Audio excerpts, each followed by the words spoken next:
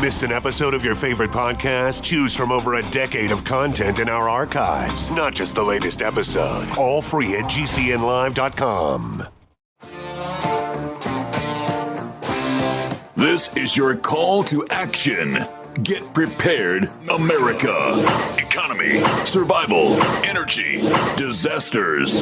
This is USAPrepares.com. Informative radio, educational radio. Interact now by emailing instructor@USAPrepares.com or text at 434-390-7953. Class, please take your seats. Now, your instructor, Vincent Finelli.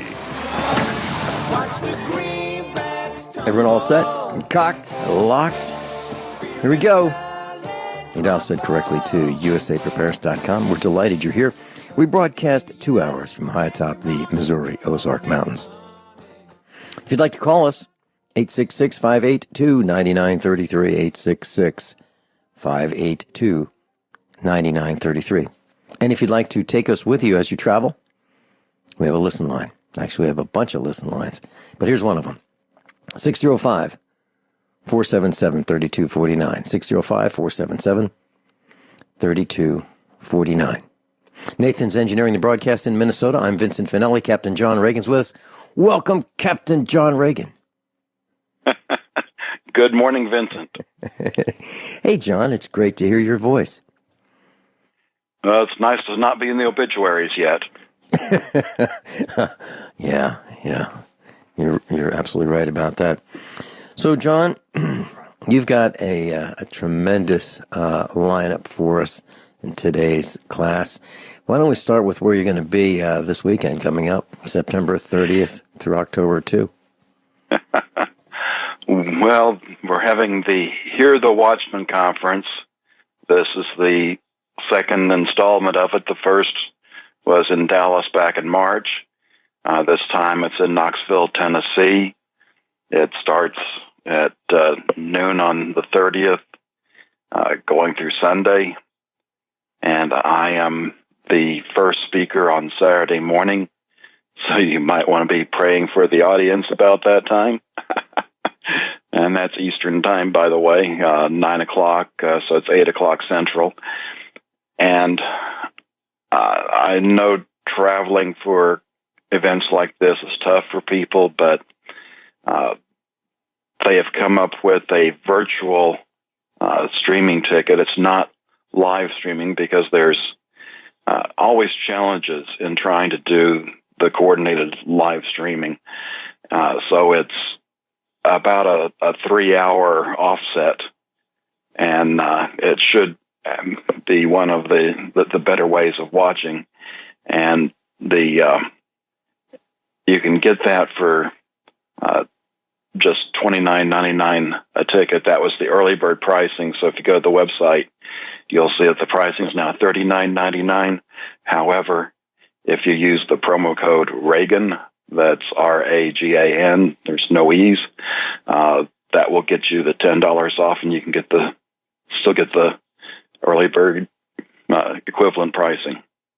And just if you haven't heard me before talk about it, it's the people that are going to be there: Coach Dave Daubenmeier, Anthony Patch, Michael Bodea, L.A.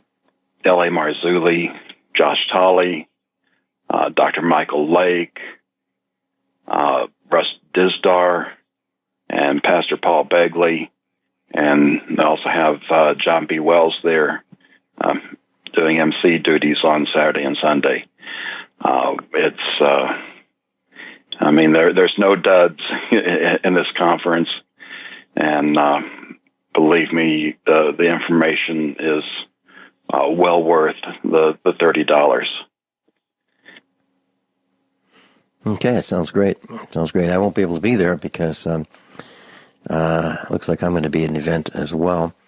And the event I'm going to be at is Kansas City Mo at the KCI Expo Center. It's the RK Prepper Show's Preparedness Expo. And that's Saturday and Sunday, October 1 and October 2. So who's going to be there? Well, that would be Rick Miller, Dr. Richard Allen Miller, Matt Stein, Craig Douglas. And so there'll be a bunch of us at USA Prepares.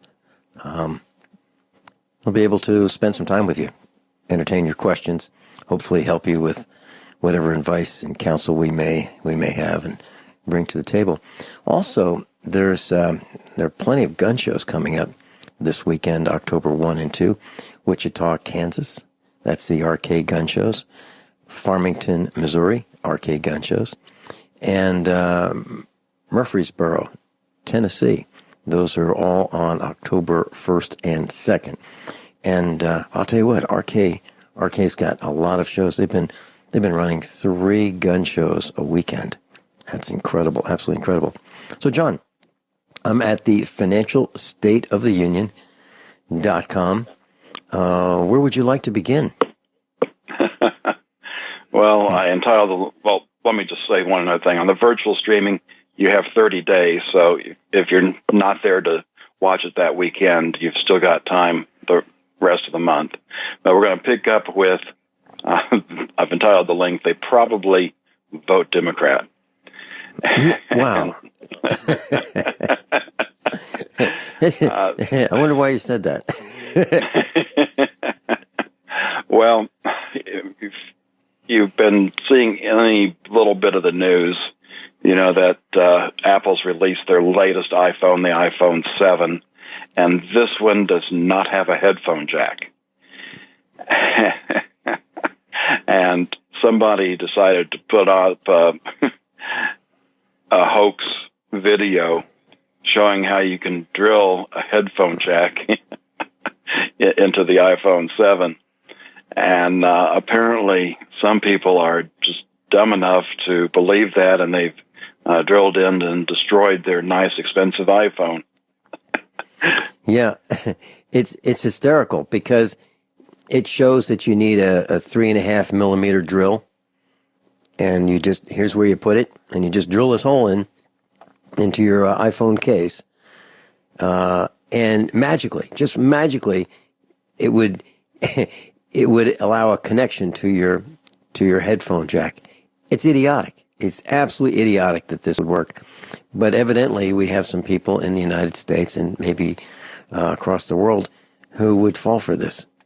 And that just shows how ignorant we are that we would buy this. I mean, first of all, that we would spend that much money for an iPhone 7, and then we would destroy it with a 3.5 millimeter drill, just drilling into it, thinking that we could improve this thing.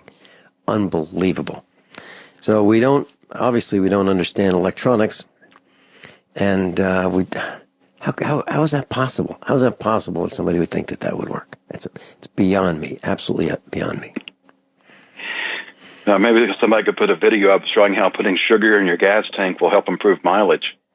Oh man! What that does is it caramelizes in the combustion chamber, and it makes the ring sticky, and it destroys the engine. Absolutely, no question about it. Yeah, you don't want to do that. You don't want to put sugar in the gas tank. Yep. Oh, I came across an article. I made the link, Why No Indictment? And it talks about how Obama used a code name to talk with Hillary on a personal email. So if you wonder why, it's not just the friends of Hillary that are trying to protect her and her presidential aspirations. It's that Obama knew. So the scope of this is much larger than just Hillary, and certainly Obama doesn't want to go to jail either. But if Hillary does win, then I doubt anything more will come of this. If Trump wins, it could get very, very interesting. Are you saying that it's possible that if Trump wins, maybe there'll be prosecution against Barry as well as Hillary? Well, from the emails that I've seen that have been released, he knew he's complicit. There's a number of laws that have been broken, And if they're actually held accountable, there would be jail time involved. Don't you think that that we're starting to realize how vast these lies are? Like, for example, the latest lie is that Hillary is demanding at we'll call them debates. I don't even know if they're debates, but she's demanding that her podium have initially a step stool so that she could raise her height so that her real height would not be disclosed. She's even lying about her stature, her 5'4" tall frame, whereas Donald Trump's is 6'2". So she felt that she needed to be raised up so that she could debate with him, and people would. I mean, if she's going to walk around, she's going to walk around at 5'4" unless she has lifts in her shoes. She's even lying about her height. She's lying about virtually everything. I don't think that woman is capable of telling the truth. I don't think so. What do you think, John? And I saw pictures of the podiums. You know, she's got that mini me to make her, look bigger. Yeah, they're not letting her stand on any kind of step. So she's, and any trick she can pull to make herself look larger. Right.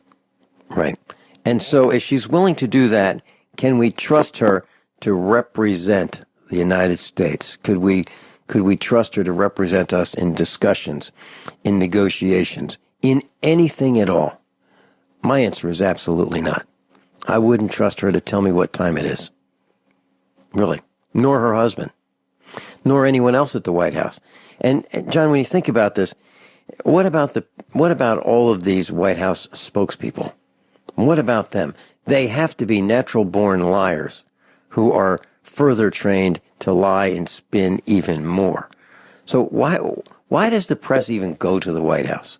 Why do they go there unless they're being paid as part of this? I'm thinking of Leni Riefenstahl. She was the photographer for the Third Reich, right? And then you have Joseph Goebbels, and he was the minister of propaganda. I think that's what these people are. I think these people are the new version of those two from the Third Reich. What do you think? And it's probably even worse than that. One of the reasons I left the Air Force is because I couldn't take it anymore. And the real duty of a high-ranking officer is to lie, cheat, and steal without getting caught. Wow. John, I've never heard you say it that way. Wow. The chief duty. And are we talking about generals, too? That's maybe who I'm talking about. They're the politicians. There you go. We'll be right back. I've been buying auto parts at a place called O'Reilly's. It's a chain based in Missouri. And I've got an account there, but I don't seem to get a discount. So I went across the road to AutoZone. And I said, I've been shopping across the street or across the road for about 10 years, and I don't get a discount there. And I just happened to be assisted by the store manager. And he said, well, how about if I give you 10% from now on? I said, wow, that's great. So guess where my first stop is? I stop at AutoZone first. And this is not a commercial for AutoZone. What this is I'm trying to share with our class that I think you can ask for a discount.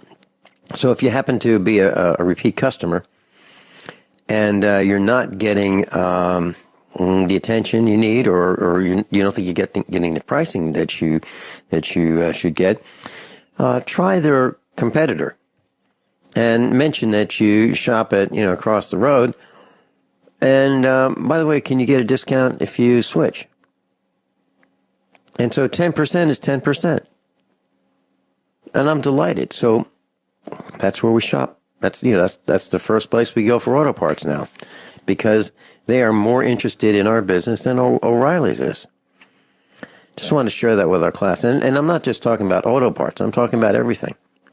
And of course, if you think you're paying too much for your telephone service, call up your telephone company, say you'd love to stay with them, but it's really getting expensive and you don't know. And and how can they help you? And you ask for the customer retention department. Same if you have satellite television, internet services, cell phone services, whatever services you're buying on a regular basis, a repeat basis, a monthly basis. Ask for the customer retention department and ask them for a lower price, lower rate, and you can easily get $10 off a month. Easily. Now, I've been able to help people get 50% off their Verizon telephone bill. And I just say things like, tell you what, would you like me to try to lower your telephone bill with Verizon? I'm going to need to call them up. And, you need to be here and tell them that I'm authorized to talk to them. And I'll do that. And we'll probably save you some money. And it always works. It always works. Just want to share that, John. Oh, what a shame we don't have competitive government. Yeah. Well, Will Rogers, Mark Twain said he had a neighbor and the dog was barking and barking and barking, and it was just obnoxious. And he said to his other neighbor, I wish I had half ownership in that dog. And the other neighbor said, why would anybody want half ownership in that dog? And Mark Twain said, because I'd shoot my half. and that reminds me, that reminds me, if I had a choice in government, I'd fire my current government. I would. I would fire them. I'd get rid of them. I'm not talking about kill them, but I would certainly get rid of them because I can't think of anything they do right. Nothing. Absolutely nothing. They're trying to get in to spy on me that's something we're going to talk about today. We're going to talk about spying, aren't we? And if you looked at which half of the government would you want, the incompetent half or the evil half? What a tough choice. What a tough choice. I'd want to replace everything we have. I would like to reduce our government size by 90%, 90%. I really would. And I'd like to bring them back home. I'd like to bring these thugs back home where we can go and ring their doorbells and say, hey, I'm here. And while I'm here, a couple things I'd like to talk to you about. And by the way, out this way, our neck of the woods, the pollution, John, is overwhelming. There are these red signs and there are these blue signs. It's like, I need a job. These are people who want jobs, lifetime jobs, that they seem to want to renew every 4 years. And it's like beggars, these parasites have put signs everywhere asking you to hire them. Don't hire any of these people. The bigger the sign, the less you want to hire them, at least in my opinion, because that means they've been bought off with more money. Captain John Regan's with us. John, did you see that story on the internet about this person going into Walmart and asking for a cake that would be for it's supposed to be a thin blue line cake design, and the person in the bakery wouldn't bake it because they thought it was racist. And so the manager baked a cake, and it turned out to be a black cake. It said "Blue Lives Matter" with a with a thick blue stripe through it, and it looks ridiculous. So I think that's interesting that an employee took a stand and said, "Nope, I am not going to do it. I'm not going to do it. I'm not going to make the cake." So the manager tried, and just a pitiful attempt at making a cake. Now, I'm sure that if I were there, I'd probably say, "No, I can't do it either. I'm not very good at making thin blue line cakes. I wouldn't be very good at it, and I wouldn't want to do it. I wouldn't want to do it." But anyway, I wanted to share that story. Did you see that? Yes, I did. Okay, where do you want to go next? I Spy. Oh, man. Okay. Yeah, it's kind of interesting. I found this totally by accident. I was actually searching for pinhole glasses for survival purposes. These things cost typically about $3, and it would allow you to read books and anything else you have printed without otherwise having the corrective lenses. Now, you can't read as fast because you're having to read through the pinhole, but it helps focus the light for your eyes that you don't have to worry about changing prescriptions. And because of the keywords, this popped up. It's a hidden pinhole camcorder. And the eyeglasses or sunglasses are only $35. It does need an SD card, so altogether it's going to cost you about $60. But, when you're out there in enemy territory, otherwise known as government roads, it helps to have something for your defense. And some police don't take kindly to you recording them with your cell phone. But if you had a pair of these sunglasses in the car and for some reason you get pulled over, especially if it's daylight, there's certainly nothing out of the ordinary with you wearing sunglasses, and they might not realize that this is a camera and you can record the encounter and, hopefully nothing goes bad, but if it does, this may allow you to have evidence that would help you out in court. Yeah. And if you when you click on your link at thefinancialstateoftheunion.com news tab, if you click on that and you go down the page, it'll take you to Amazon. If you go down the page, you'll see another pair, which is $56, $55.99. And they are aviator style glasses, which are even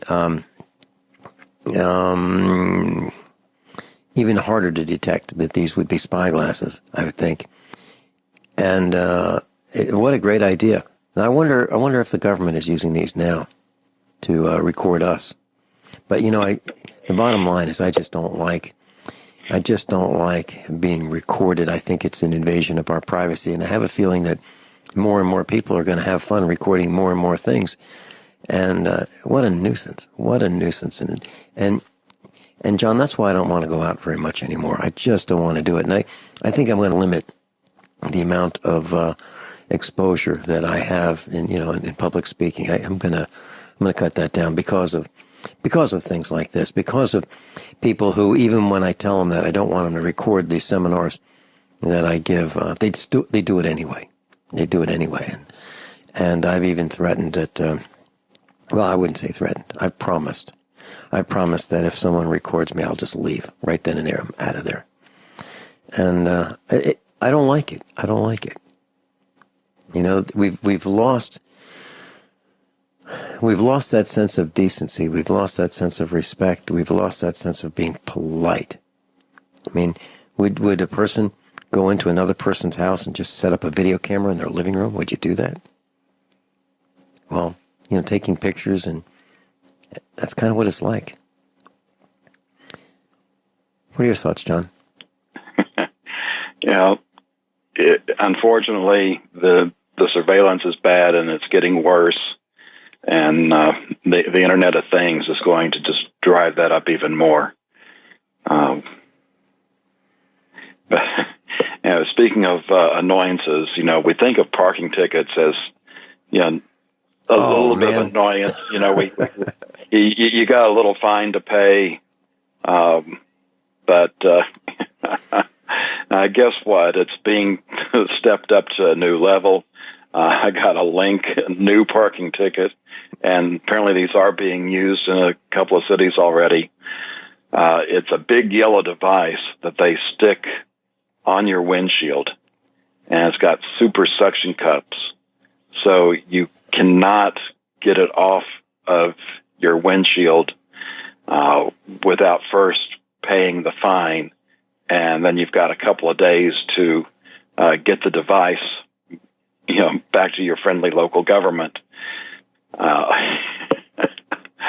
So if you think parking tickets are just annoyance, one of these stuck to your windshield pay up or you're not driving anywhere.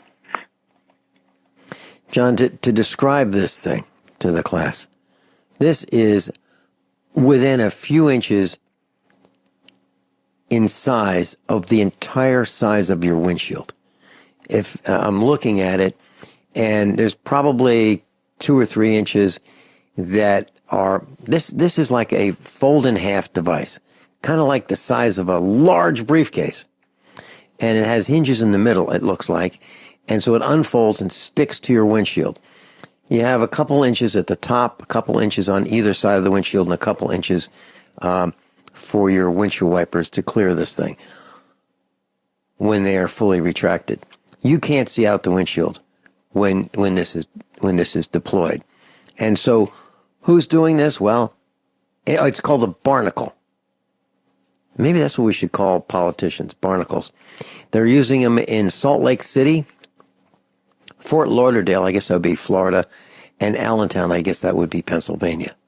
So Salt Lake City, Fort Lauderdale, and Allentown, this folding lightweight barnacle. Now, imagine if they put this on the wrong car, and imagine if you have an emergency. You aren't going anywhere because you can't see. You can't see. This is invasive. This is over the top. I don't know how else to explain it. It renders your car useless. Tell you what, why don't we get some of these and stick them on police cars that are illegally parked? Why don't we do that? I know a guy in Missouri, is a high-ranking ex-Missouri alleged representative, and I saw him park illegally. He took his badge, his gold badge, out of his back pocket in his wallet, put it on the dash, and stuck it, on his dash, parked illegally, stole someone else's reserved parking space, and thought that was okay. I saw that happen with my own 2 eyes. And I stopped and I said, "Are you kidding? You're going to take this guy's private parking spot?" He goes, "That'll be okay." It's abuse, absolutely abuse of alleged power. Kyle in Montana, welcome. Good morning, gentlemen. Hey, John, I didn't know if you were going to get to it today, but I had a couple of questions. Did you see where somewhere, I can't remember this, back east, I was just listening and I barely caught it, where they opened this temple or these gates of Baal back east somewhere? Did you notice that? Yes, in New York City. Is that right? Yeah. And then I was going to ask you one other question. I've heard it on GCN where the above-ground supply of silver is getting to be less than gold. Have you read anything on that as well? I've seen a little bit of that in passing. I haven't had time to really study much of anything in getting prepared for the Watchman conference. But the long-term outlook is that silver is going to have supply problems simply because it's used in so many things, and that there's getting to be less mineable easily. So the combination of the two, if things just remain normal, would spell for higher prices. Okay, I was just curious, but to comment on your barnacle events, I was thinking about this too when you were saying it. That it just seems like it seems to be coming from everywhere. That there is new and more quote unquote better ways to oppress people, and it's like they continue to push people right into the corner. And no matter what animal you come up with, you can corner a bunny rabbit, and eventually you put your hand down there, you're going to get bit. And it's just like it seems like no matter which way you turn, things are we're getting pushed into more and more and more of a corner of a police state, whether we like it or not. So, Kyle, as I'm looking at this bright yellow thing, it's like if they were going to paint the road lines yellow, that's kind of the color of this yellow barnacle, and it has a keypad on there.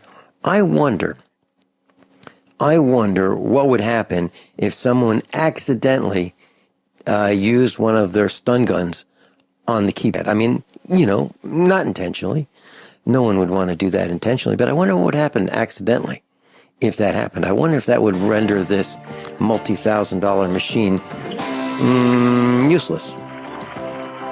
And I wonder if enough of them accidentally got damaged that they'd say, you know what, this is way too expensive. This thing isn't working. This is more trouble than it's worth. We'll have to find a new way to attack the villagers. Kyle, did you have anything else? No, thanks. Hey, Kyle, thanks so much. We'll be right back. Captain John Regan's with us. John, just very briefly, Kyle in Montana was talking about silver. And right now, gold is about 68 times more expensive per ounce than silver is. And we were talking about, is silver going to be harder to get? Well, it's harder to mine right now, but we throw out silver faster than we throw out gold. And a lot of the electrical contacts in electronic gear, like switch contacts, like your light switches on the wall in your house, like switches in your, I'm looking at all these devices. I've got a mixer and I've got a stereo amplifier and headphone amplifiers and all kinds. There must be 40 or 50 switches right within 3 feet of me right this second. And all of those switches have silver contacts. And when that gear goes bad, typically people just throw it away. They throw away the electronics that have silver contacts in them. So we are filling up our landfills with silver, and it's going to be impossible to mine it later. So just the thought of how we throw away silver easier than we throw away gold. We try to recycle gold whenever we can, but we're not so good at recycling silver, John. No, we're not. And it's like everything else we do. We don't consider the future. We just consider how we can do things cheaply now, and we'll let somebody else pay for that later. I have an example of that. It'll take me a minute to explain. I was standing in our garage, and we have a lift right in our house, an automotive lift. And I was standing there, and Mrs. Finelli came from the kitchen into the garage, and she looked at me, and I had a car up on the lift. I was servicing the automatic transmission. And she looked at me, and she kind of said, "What's all that?" And I said, "You mean the transmission fluid all over the floor? That?" Like, "Yeah, what's all that?" And I said, "Well, that was easy. That was easy." And she looked at me. I made a huge mess. Because I even put a 3-foot by 4-foot piece of cardboard down. I have an adjustable oil catch pan that's got this maybe an 8-gallon container at the bottom, and you raise up this great big funnel and you drain the oil into it. Well, I had it all set up, and just the way the automatic transmission pans are designed, there's no drain on them. There's absolutely no drain. They have about 20 bolts that you bolt the pan on, and you just loosen these bolts, and then you pry this pan off, and then oil goes everywhere. And I was stomping around the shop thinking, what the heck's wrong with putting a drain plug in this? What's the problem? So all of these automatic transmissions are probably serviced at least once during the life of their vehicle. And there's oil all over the floor with anyone who services them. I challenge someone to do it without getting oil on the floor. It cannot be done. So we're spilling this oil all over the planet on all of these millions of automatic transmissions all over the world because we don't put a drain plug in them. It'd be a lot cleaner if we put a drain plug in them. Then we could recycle the oil. But nope, we don't want to do that. And I'm talking about Ford, General Motors, Chrysler. They don't do it. At least the vehicles I've seen. So that's just one more piece of anecdotal evidence about, let's not care about anybody else. And where does that oil go? When you go to a garage and or a service station and you have your vehicle serviced and they get oil on the floor, what do you think they do? Well, they hose it off. They hose off the floor so they don't fall and break their necks as the mechanics walk across the shop floor. So where does that oil go? It goes downhill. Where's that? That's in the water supply. We get to drink it, along with everything we flush down the toilet, including pharmacomafia products and cleaners and paint and whatever else goes down there. Jeez. You know, Vincent, maybe you could put together a YouTube video on how you can drill a hole in your transmission pan. I did. That's exactly what I did. After I did it, I drilled a hole in it. I got the drill press out. I drilled a hole in it, and I said to my son, okay, I'm going to take this nut and this bolt. They work together really well, and we'll use this copper washer. And we got out the torch, and I brazed this nut right on the oil pan so that now I can drain the oil for the next service. I literally did that. And so, you know what, John? I think there's so many videos I could do, but I haven't yet. Okay, great point. And maybe I'll be able to do that. We'll be right back. Everyone all set? Cocked? Locked? Hour number 2 of USA Prepares with Captain John Regan. Hour number 1 we ended when I was talking about how I spilled Dexron 3 automatic transmission fluid on the floor of the shop. And so what do you do when you clean it up? Well, here's what you can do. If you've got some cat litter, you can sprinkle that on. It absorbs oil really well. So if you have oil spills on the garage floor, it's a great way to go.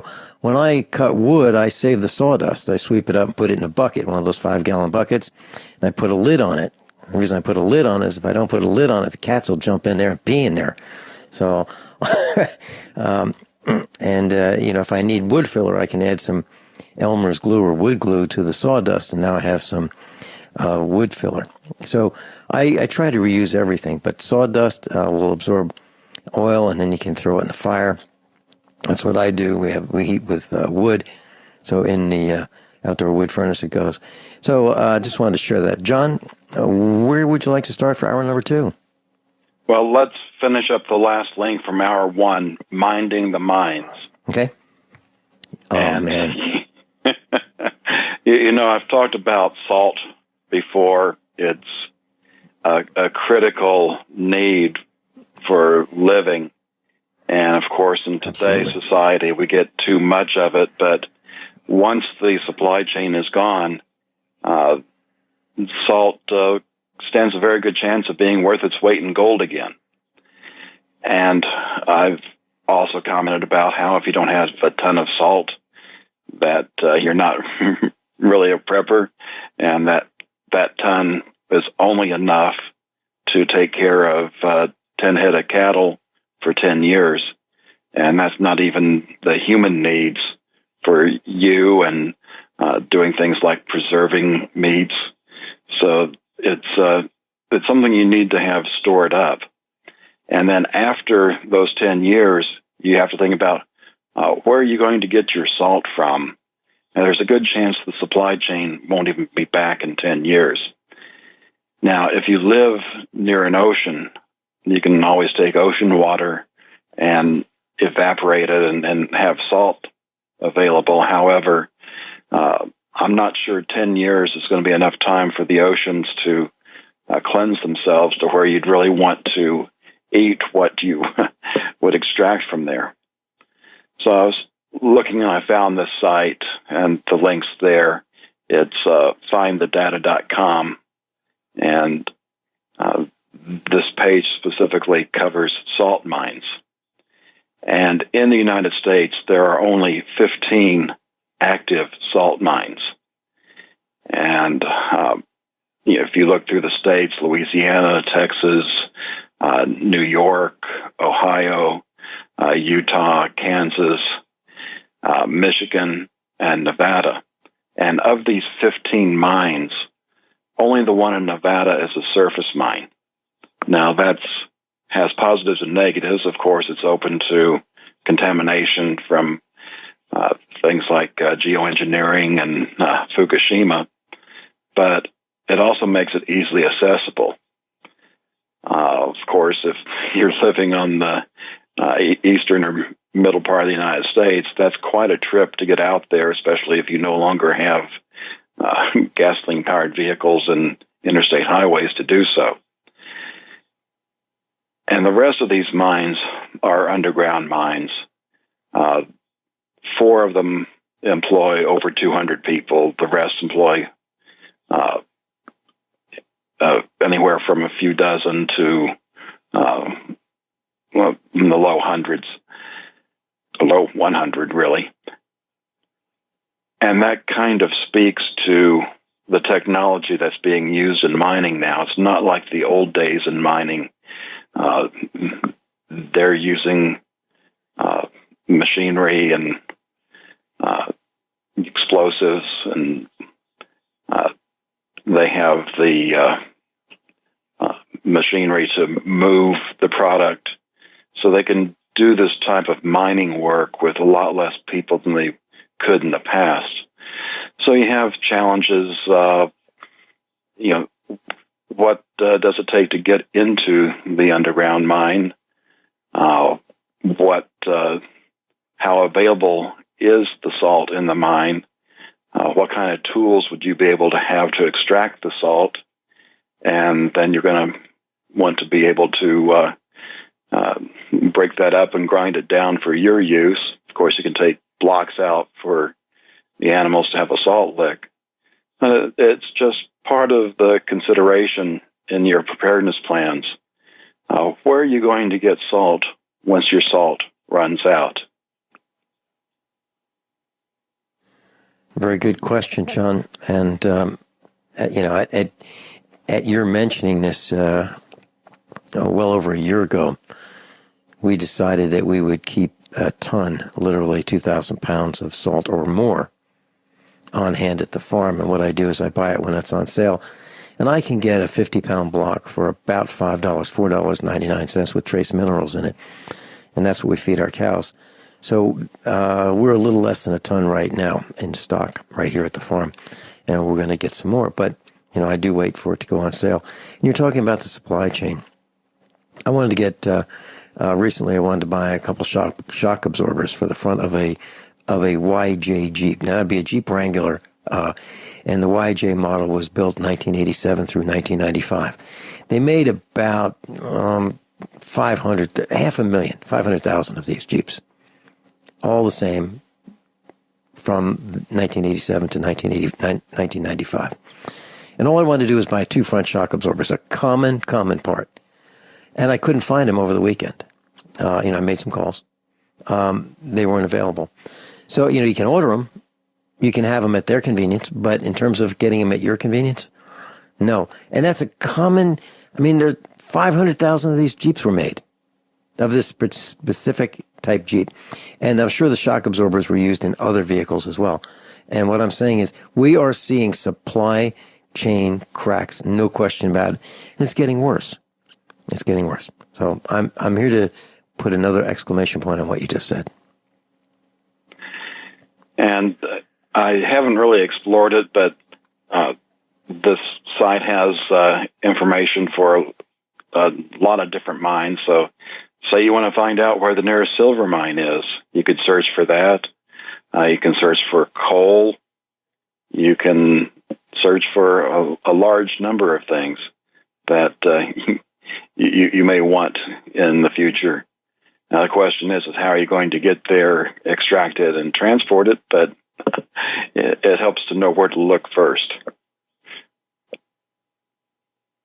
I just clicked on silver mines, and there's Hecla and Rochester and Lucky Friday and Galena, and this whole, you're absolutely right, Diamond Creek. So, great site. It's findthedata.com, and it's available right at John Reagan's website, thefinancialstateoftheunion.com, on the news tab. Okay, moving on to hour number 2. The first link, Germany is dead. And this comes from Breitbart. Germany, nearly 40% of the under 5-year-olds are now of migrant backgrounds. If Europe does not, in the near future, wake up and do things that are totally opposite to their socialist background, Europe, as we knew it, is going to cease to exist. And it's kind of the opposite of war, where things take place rather quickly with force. This is where things are done slowly with population. We face a similar problem here in the United States, not just with illegal immigrants, but with what the government is allowing in legally. The makeup of the United States is such that in another few decades, it's going to be unrecognizable to those of us that remember the 20th century version of the United States. And it's not about, skin color. It's about the culture. And the American culture is on the ropes right now. And if that is destroyed, then who in the world would step up and stand up for freedom? I remember spending time at my grandparents' houses when I was growing up in the 1950s. And my grandparents came from Italy. And they learned English, and they spoke English at home. English. They said, this is America. We are Americans, and we're going to speak English. That's what we do. So that era, people who came to this country didn't try to change the country. They tried it to be part of the country. And you had little Germany, you had little Ireland, you had Chinatown, you had little Italy in lots of cities. And most of these groups from other countries who came here tried to learn the language and speak the language. And so if I have to speak Italian, it's not going to happen. Now, I wish I did, but I wasn't exposed to that, because in my family, we spoke English. And in my grandparents, they spoke English. And it's outrageous that people coming here would expect us to change our ways because they're here. Who do they think they are? And if you look at how this can change, John, just look at what the colonists did to North America. The Indians were here, and they didn't destroy the land. We came here and we paved it, and we polluted it, and we changed the landscape, and we built machines to do it faster. And we've got radioactive dumps. We've blown it up with radioactive bombs. Who do we think we are? We need to stop it. We'll be right back. Captain John Regan's with us. The FinancialStateOfTheUnion.com. John, where are we going next? Well, next up is the electric car problem, and we probably ought to consider a couple of other links I have as well. One is the bottom of hour 2 called Climate Change Calculation Error, and the other is the bottom of the list under Bigger Picture 2035 Last Gasoline Car. And these all really come together to paint the picture. The electric car problem, and one that I don't even really talk about here, is, first off, you got to have the electricity for the car. And while solar has improved somewhat, it's still on not the same level as what you can produce with coal, oil, and natural gas. So you get a car that doesn't pollute, but you're shifting that pollution to where the power generating plants are. But we're not getting more power generating plants. So the part of the question gets to be, where the heck is this electricity going to come from anyway? But the other side is you have to have a place to store the electricity in the car, and that's done with lithium batteries. And it's to the point where you need the entire lithium annual supply to meet demand. And it gets even trickier than that, in that you'll see things talk about at current usage, we have a 350-year supply.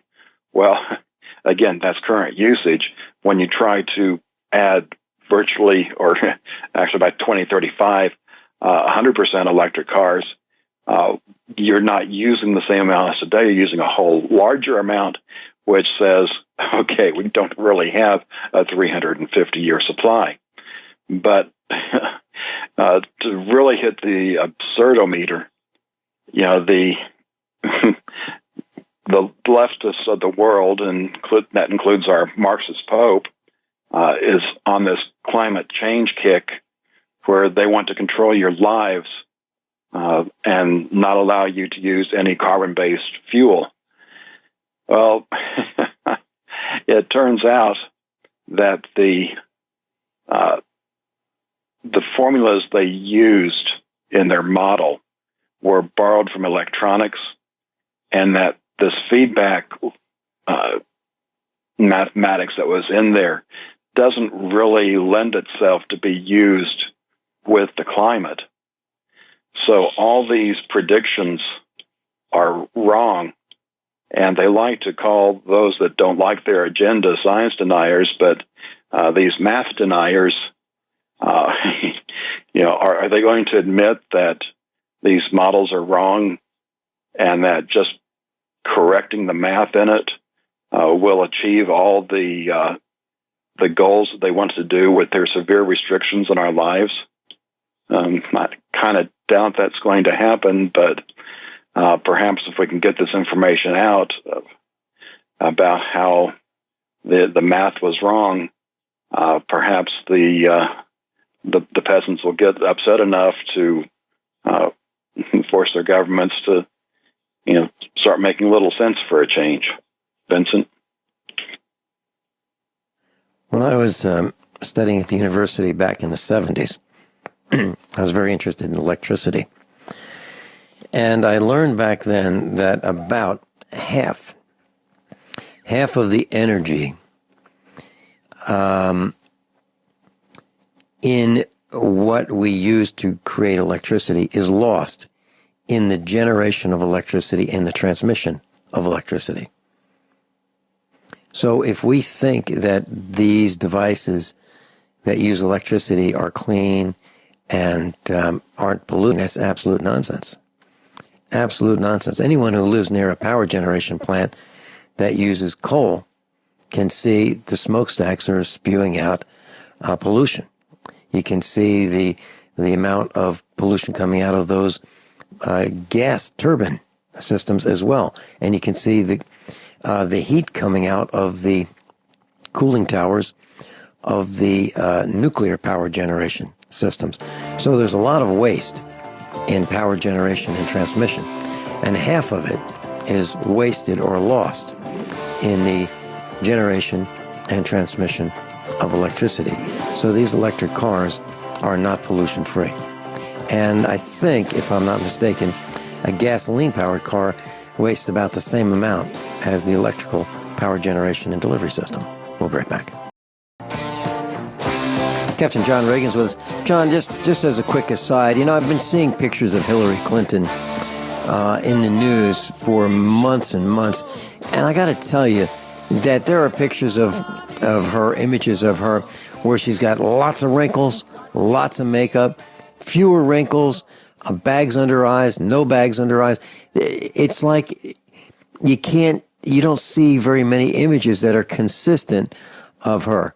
She looks old. She looks okay in different images. It's quite deceptive what we're seeing. Are you seeing the same thing? Yeah, and the use of body doubles is nothing new. It's just Hillary is having to take it to a new level because her health is so bad. Mm-hmm. Mm-hmm. Yeah, I'm interested in seeing the results of the debate, aren't you? Yeah, be interesting if they could run some strobe lights while the debate's going on. Mm-hmm. What do you think would happen? Well, if she's got some of the neurological problems that it's believed she has, it could get quite interesting. Yeah. Okay, what's next? Well, it's not about ownership, but control. This is a lesson I learned in the financial world, but it also applies in the physical. And Hewlett-Packard just made it impossible to use third-party ink in its printers. So if you're going to buy a Hewlett-Packard printer, they've now made it to where your ability to use third-party ink cartridges, it just can't be done. You might think you own it, but you don't control it. And that kind of ties in with the Internet of Things as well. When you buy that light bulb, you don't control that light bulb. When you buy that appliance, whether it's a washer or refrigerator, you don't control it. You don't control your thermostat. It's all done for you because, you just don't know how to take care of things properly. And we have to consider things like climate change and national security. And you might be a terrorist, so we're going to use all these devices to spy on you. John, some people new to this broadcast may be thinking that you're kidding about what Hewlett-Packard has just done. Literally, since 2015, I believe they've started manufacturing computer printers that require you to buy ink from them. And if it's a slightly older model and you update the software, you download the update and then apply it, then your computer that used to be able to use third-party ink cartridges will no longer be able to do that. Isn't that right? Yeah, wonderful, isn't it? You can buy those expensive ink cartridges for as long as you use that printer. John, back in the 1960s, I believe it was in the 1960s, it might have been in the 70s, but I think it was the 60s. Some of the automotive manufacturers would say, if you did not use their oil filter when you changed the oil in your vehicle, and if you did not change your oil at the frequency that they recommended, the interval they recommended, you would void your warranty on that new car. Well, I can understand voiding the warranty by not maintaining the car. I can. But what they were saying is you had to use like if it was a Ford, you had to use a Ford brand oil filter. You couldn't use another one like Fram. You couldn't use a Fram or a Purelator or a Hastings or some other brand oil filter in your Ford. But that was stopped. The government stepped in, as I remember, and stopped that and said, no, you can't do that. You can't have restraint of trade. You can't prevent people from using alternative filters in your car. But here we've got the manufacturer, Hewlett-Packard, saying, maybe not even saying, just making sure that you cannot use any brand Office Depot or something like that, or third-party ink cartridge. It's an outrage. So what do you do in that case? You stop buying Hewlett-Packard products. That's what you do. At least that's what I would do. And what do? I use a Samsung printer, and it's an old one. Why do I use that one? Because the cost of printing a laser page is about 1 cent for the toner, and 1 cent for the piece of paper. So about 2 cents per page. But I have a bottle of toner. Actually, I have several bottles of toner. And what I do is I refill them. I refill the toner cartridges with black toner powder. I wear a respirator and I very carefully refill them. And I get, 10,000 images out of a toner cartridge, maybe 15, maybe 20,000. And what does it cost to refill them? I don't know. Maybe 20,000 copies would cost me $15 extra. So that's what I do, John. I'm not going to succumb to Hewlett-Packard. I'm not going to do it. It's an outrage. I guess that makes you an economic terrorist. Well, I guess I am. I got a call from a guy who I really respect. He said, Vinny, you don't have a cell phone. That's a problem. I go, yeah, I know. But I've been able to travel without it, and, I'm able to do that. So I'm making a stand. I'm literally making a stand. And I've been getting along just fine without the constant barrage of Vinny being on tap 24/7 when someone feels like contacting me. It doesn't happen. It doesn't happen anymore. It's great. It's wonderful. I've got my life back, and I can't wait to go to my high school reunion and see how many people don't have cell phones. I'll bet you I'm the only one. And I'm resisting technology. But I saw a guy do something really interesting.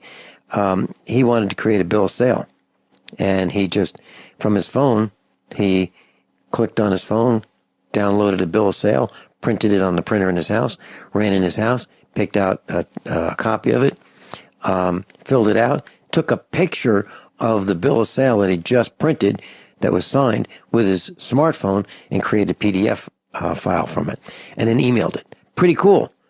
However, I can still get around that the hard way. It just takes a little bit longer. But man, oh man, I have a feeling that people are going to be trapped with this technology, and they're going to know how to push buttons, but they're not going to know how to do the rest of it. They won't know how. Well, how will they create a bill of sale without having it already printed for them? I said, well, that's easy. It's easy. We'll just write it by hand. We can write a bill of sale by hand. That's what I normally do. Buyer, seller, date, sign it. It's done. Back to you, John. Are you ready for Route or Spy? Yeah, I am. And it's another outrage.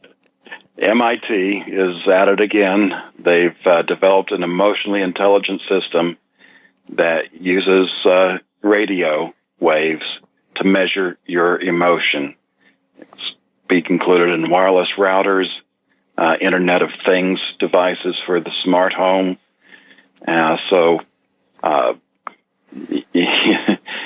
Say you walk into a government building, they'll determine what your emotional level is. Or just sitting in your home, they'll determine what your emotional level is. And if you're too hyper, well, maybe you'll get a visit from the government to make sure that you're not a threat to national security. John, when you say this, who visiting, well, that's not even the right word, who forced to go to a government building? Because I don't go there unless they've got a gun to my head, right? I don't go there. Who goes to a government building? That would be court. That would be to pay some license fee. That would be to pay your taxes. That would be to do something they demand of you, and they demand you show up. Go get your license renewed, your tags renewed. Who wants to go to a government building? Who is not unhappy being in a government building? Especially when you're greeted by people who are unhappy that you're in their line. It's like, what are you doing in my line? I want to go take another coffee break, and you're in my line. Gosh, they hate it when we go to see them, and we hate going there. So why do they need this technology there? They know everybody hates it.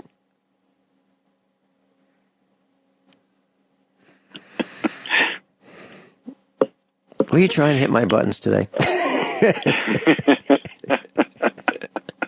That's the problem of putting things by hour. They're not in the appropriate category, like button pushers.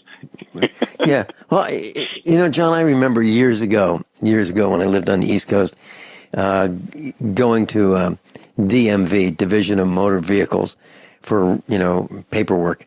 And I was always in the wrong line. And I'd wait and wait and wait and wait. And finally, it'd be my turn for them to tell me, you're in the wrong line. Gosh. And, if they had better signs, if they were capable and put better signs up so we knew where we should go, it'd be great for everybody. But no, they don't do that. John, I remember going through a DMV inspection station where you get out of the car, and then they take your car for a 50-foot test drive. They race the engine, peel out, slam on the brakes, and test your brakes. And I remember that this guy stepped on my brakes of my imported little car so hard he bent the brake pedal. So what did I do? I looked at it. I got in my car. It was my turn to take it, off the inspection lane. This was an indoor shop. There was like a tunnel. You drive in one end and you drive out the other. I got in my car. I saw my brake pedal was bent because he hit it so hard that I just got out of my car, locked the doors, and went into the office. I held up everybody. I shut down half of the inspection station. I left my car right there. Till a supervisor met with me and explained to me why that had to happen. I wanted that guy fired. They don't need to abuse our vehicles. Who do they think they are? Okay. I'm not going to say another word, John, or I'm going to try not to. So when we come back, will you take us will you take us back from the break? I'm going to do my best. I'm going to hit the mute button starting right now. Please take us back from the break. Moving down the list, let's go ahead and discuss CRISPR. This is something we've talked about a number of times. It's very disturbing technology that allows the modification of the genes in your body, and not just you, but any children you have after that point. And this is a pretty good article describing gene drives and the technology, so it's well beyond what we can discuss in the time we have left. And about a third of the way down the web page, there's a paragraph that starts just 3 years after CRISPR's unveiling, and closer to the end of that paragraph, there's a quote. Anyone with some genetics knowledge and a few $100s can do it. This technology is scary. It's out there. It's not very expensive. It's probably going to get cheaper. And, doesn't take, too many terrorists out there gaining some university knowledge of genetics and might be able to self-study and create a weapon that you might not even know you've been hit with. Really disturbing technology. Unfortunately, it's here now and being used. And I know a lot of you don't have internet available, but for those that do, there's a link that I've called Be Aware, and it talks about, are you easy prey for pickpockets? And this has some videos embedded in there that show different ways that you can be distracted and lose some of your possessions. And I would suspect as we get deeper into tougher economic times, we'll find more people willing to take what's not theirs. And it's kind of interesting. I experienced some pickpockets in Paris. I was stationed in Germany from 82 to 85 and took a trip with a group over to Paris, and the bus stopped at the Louvre. We got off, and there was this group, and they had these young girls with poster boards, and they'd use the poster board to try and distract you to pick your pocket. And they were so upset when you didn't let them pick your pocket. They just expected you to let them have what's yours. Vincent, do you have a comment on that? Yeah, it reminds me of a broadcast. There's this great broadcaster, Bob Grant, out of New York City. And he was interviewing this guy who was teaching people how to beg. And his name was Omar. And Omar had a school for beggars, and it was Omar's School for Beggars. And he was teaching young girls to do something very similar. And this is probably a couple decades ago, where he was teaching them, well, you sit at the train station or the bus station, and you put your head down, and someone will say, "Are you okay? well, my grandmother just died and I need to go to the funeral. Like, I don't have any money. It's in Boston. I don't know what to do. And so it teaches them how to prey on kind people and how to use other people's kindness to steal money from them where they're willing to give it to you. So Omar had a school literally for beggars to teach young people, actually anyone who was willing to listen, but it worked best, I guess, with young girls sitting at the bus and train station, how to act like victims and how to look forlorn and to get people to give them money. And so as a result of that, when I see people with signs saying, lost my job, need to feed my children, I'm skeptical of that. I mean, I don't know what to think. So a really good point, John. And people will steal from you, including those running for office. They'll probably, they steal the most from us. John Regan, thanks so much for being with us and giving me a chance to calm down.